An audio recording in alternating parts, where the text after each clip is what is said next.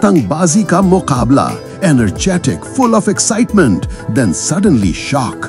कोरंगी का एक छोटा सा लेकिन रंगीन पार्क जहां हर तरफ जिंदगी मचल रही है। आसमान ने अपना चेहरा रंगीन पतंगों से सजा लिया है।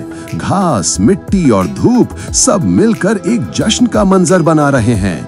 12 साल का अयान मलिक, आंखों में जज्बा, हाथों में हुनर, अपनी मनपसंद पतंग स्काई वॉरियर के साथ तैयार है। उसके दोस्तों का झुंड उसके इर्द गिर्द है। अयान, अयान की आवाजें गूंज रही हैं। वो पतंग उड़ाता है और फिर उड़ाता ही चला जाता है। धागा खींचता है, कदम तेज चलाता है, जैसे जीत उसकी मुट्ठी में हो। लेकिन एक पल, बस एक पल में सब कुछ बदल जाता है। अचानक वो मंझा एक छोटे बच्चे समीर खान के हाथ को काट जाता है। लाल खून जमीन पर गिरता है। हंसी एकदम से खामोशी में बदल जाती है। अयान की आंखों में खुशी से गूंजती हुई चमक अब एक दहशत में बदल चुकी है। शाम ढल चुकी है।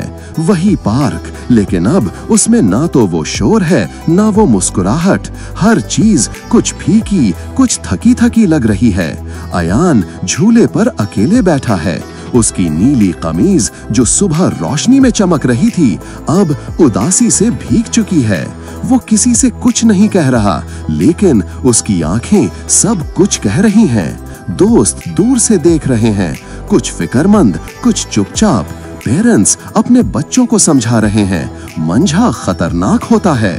अयान का दिल गिल्ट से भर गया है।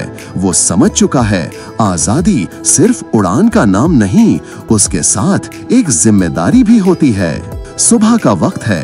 अयान का घर एक छोटी सी जगह, लेकिन प्यार से भरी हुई। दीवारों पर तस्वीर, पतंगे और ख्वाबों के रंग। अयान समीर से हॉस्पिटल में मिलता है। समीर मुस्कुरा रहा है, जख्मी लेकिन हौसलामंद। उसके वालिदैन के चेहरे पर उदासी है, लेकिन आंखों में शुक्रिया भी। ये मुलाकात अयान की जिंदगी का मोड़ बन जाती है। वो सोचता है, ये सब किस वजह से हुआ और मैं क्या कर सकता हूँ। वापस घर आके वो दोस्तों को बुलाता है। टेबल पर कलम और कागज निकालता है और लिखता है, फ्लाई सेफ, फ्लाई फ्री। वो बस पतंगबाज नहीं रहा, अब वो एक सोच बन चुका है। कोरंगी का एक पुराना कम्युनिटी हॉल आज कुछ नया महसूस कर रहा है। दीवारों पर नए पोस्टर्स हैं, लोगों के चेहरों पर उम्मीद की झलक। अयान पोडियम पर खड़ा है। वो कहता है, मंझा सिर्फ धागा नहीं, एक खतरा है, आइए मिलकर इसे बदलें। पेरेंट्स सुन रहे हैं, बच्चे उसे देख रहे हैं। पहले कुछ लोग शक में थे, लेकिन फिर वो भी मुस्कुराने लगते हैं। अयान फ्लायर्स बांट रहा है। हर फ्लायर में उसका पैगाम है, उड़ाओ खुशी, न कहते। और उस पैगाम ने मोहल्ले को एक कर दिया है।